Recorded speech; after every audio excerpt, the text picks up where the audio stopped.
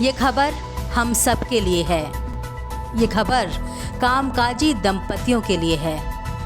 ये खबर नौकरी पेशा लोगों के लिए है।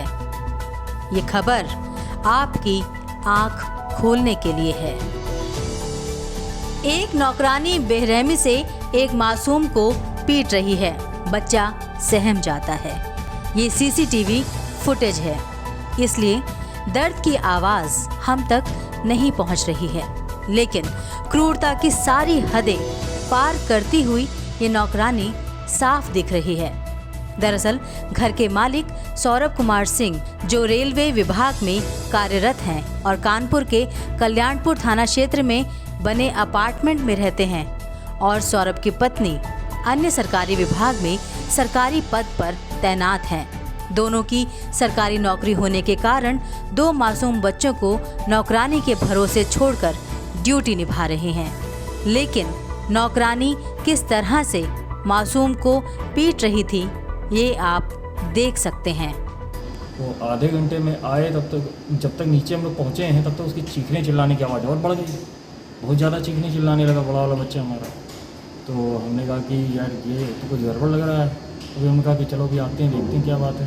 तो उसके बाद हम लोग वहाँ ड्रेसिंग कराने गए, तो वहाँ डॉक्टर साहब से मिले। तो ये सब ड्रेसिंग वेसिंग होने के बाद जब लौट के आए हैं तो हमें वाइफ ने कहा कि ये ज़रूर उसने मारा है, उसको मारती है ये। और क्योंकि उसके अभी वो सो रहा है, उन्हें उसके यहाँ पे भी निशान बना हुआ है, इधर साइड भी निशान बना हुआ है, गले वाले में निशान भी आपको दिखाता हूँ। तो फिर उसके बाद हम लोगों ने हमने CCTV लगे हुए हैं, एक फ्रंट रूम में लगा हुआ है, किचन में।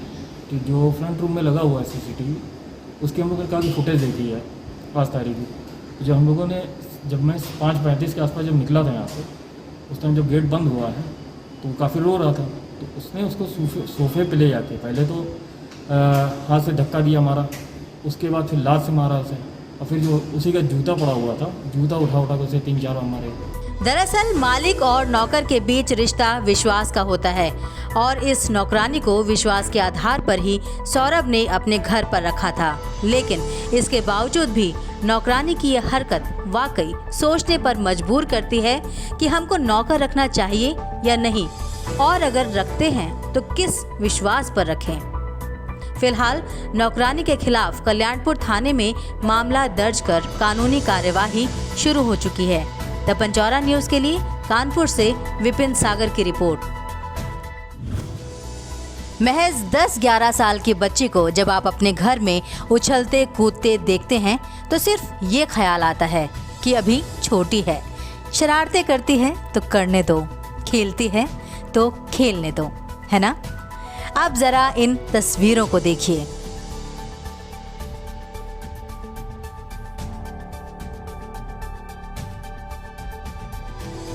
अब आपकी भावनाएं शायद बदल जाएं।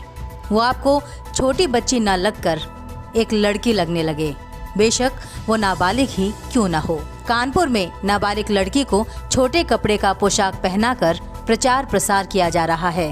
स्नैपडील बिक्री को बढ़ाने के लिए ऐसा कर रहा है, जिसे लेकर स्नैपडील के डायरेक्टर को पार्टी बनाकर एक परिवाद कोर्ट में दाखिल किया गया है। इसमें हमने देखा कि हमारा जो समाज है, हमारी भारतीय संस्कृति है, वहाँ बच्चियों को देवियों की तरह पूजा जाता है। ये कोई विषय भोग की वस्तु नहीं है। उनको इस तरह प्रदर्शित करना हमारे समाज में एक मानसिक विक्षिप्ति को उजागर करेगा। तो इसको हम लोगों ने संज्ञान में लेते हुए आज माननीय CM महोदय के न्यायालय पे एक 156(3) के तहत अर्जी दी, और उसमें कड़ी कार्रवाई करने के लिए स्नैपडील जो इसके मालिक हैं उनके खिलाफ। स्नैपडील सामान की ऑनलाइन बिक्री करता है, डिलीवरी भी उसके यहाँ कार्यरत लड़के करते हैं, लेकिन कपड़ों की बिक्री करने के लिए नाबालिग बच्चियों को बिकनी जैसी पोशाक पहनाकर प्रचार कर रहे हैं।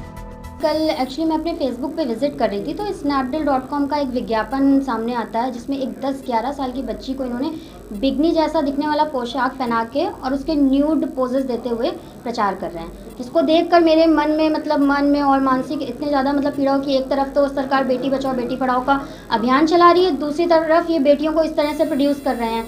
आप विज्ञापन कर रहे हैं तो अपना आप किसी स्टैचू पे या इस तरह से अपने ड्रेसेस को रख के भी कर सकते हैं, लेकिन एक किसी 10-11 साल की बच्ची को इस तरह के न्यूड पहना करके पिक्स उसके अपलोड करना बहुत ही समाज में और हमारे भारतीय संस्कृति में गलत संदेश जा रहा है। डायरेक्टर पर मुकदमा दर्ज कराने के लिए वकील आकांक्षा सविता ने कोर्ट में परिवाद दाखिल किया है, जिसे कोर्ट ने स्वीकार करते हुए सुनवाई की तारीख 7 सितंबर दी है। कोर्ट ने 7 तारीख तक पुलिस से रिपोर्ट मांगी है। द पंचौरा न्यूज के लिए कानपुर से शिवा कुमार की रिपोर्ट।